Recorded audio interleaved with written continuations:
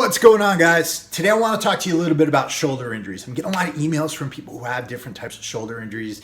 They're getting pains in the front of their deltoids. They're not able to move their arms over their heads or anything like that.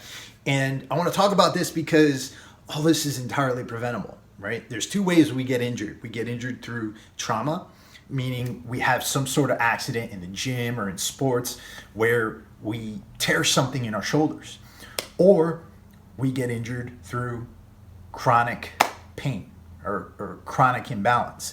And that happens a little bit more slowly over time. It starts as a little ache or a pain in our shoulder, and there's a little bit of, sorry, I'm waving all over the place over here. There's a little bit of ache or a pain in our shoulder, and that gets worse over time. And before you know it, we're going down to get a bench press in, and that sucks. It really hurts.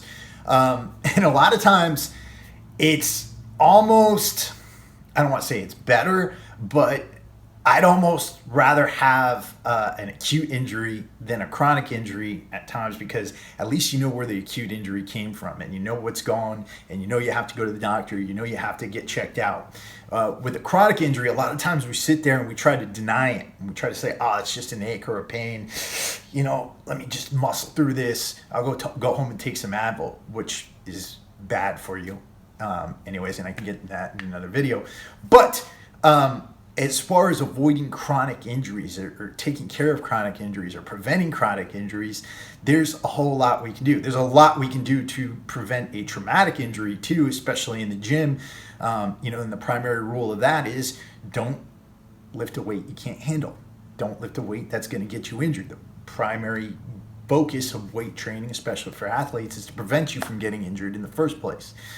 Push yourself, challenge yourself, but don't be fucking stupid. As far as chronic injuries go, it's a different kind of fucking stupidity. It's us constantly telling ourselves that we're not injured, that everything's okay, and that we're going to continue doing what we're doing, right? And that's because the way that imbalances happen is because of patterns of movement over time, right? As we pattern our movement, muscle patterns after those movements, muscle patterns along the lines of stress.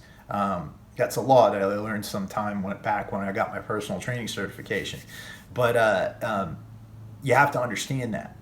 So if you're bench pressing all the time, think about what happens. Or if you're doing overhead presses all the time, think about what happens, right? You are constantly putting stress here on the front deltoid, okay? It's okay that you're doing that. It's okay that you're bench pressing. It's okay that you're doing shoulder presses. I'm not saying that it's not. I'm not saying that those exercises is bad. But what is bad is when we're pressing all the time and we're not doing any pulling, right? Because you want to really think about it. The way this deltoid moves, we have the prime mover up here, and then we have the supporting muscles. The supporting muscles are your rear deltoid, right? Your trap. Your lat is even a supporting muscle in the bench press and the overhead press. So every time we push, we also want to be doing pulling, right? So, you want to be doing opposites of those lifts. If you're doing the overhead press, for instance, the pull-up is a good opposite of the overhead press. It's a good thing to incorporate in your routine. If you're doing bench presses, right?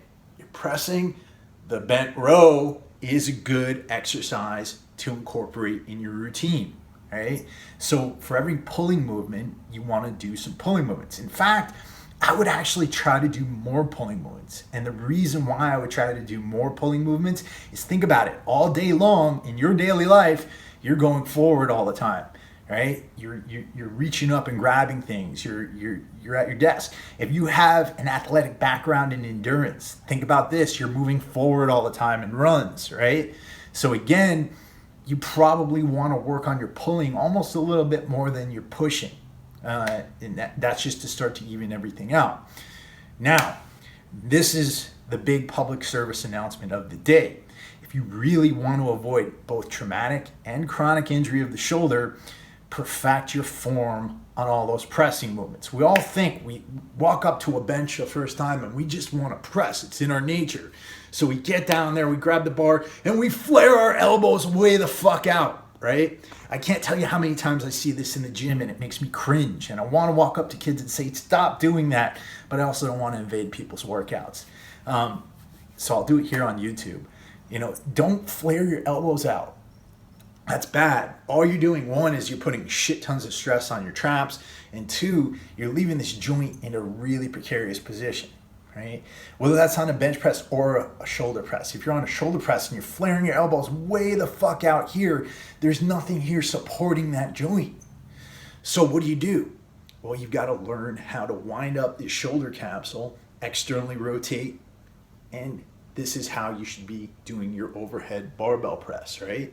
Externally rotating those shoulders, those deltoids, and pressing, right? And if you do this, what happens when you wind up the shoulder capsule? One, you're winding up that capsule and you are creating some tension here.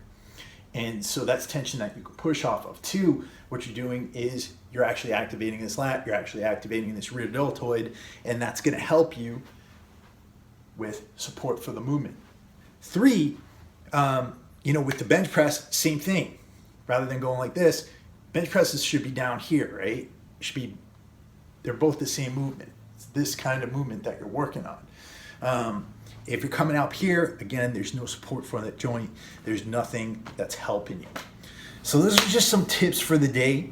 Wanted to send those out there. I'll be getting more vlogs out for you this week. I've been putting some more creative videos up. Hope you guys are liking those. And we just launched our first Warrior Soul Fitness Foundations course. It's got everything in it, from training to nutrition to hormonal health to setting your goals and a whole bunch of other things.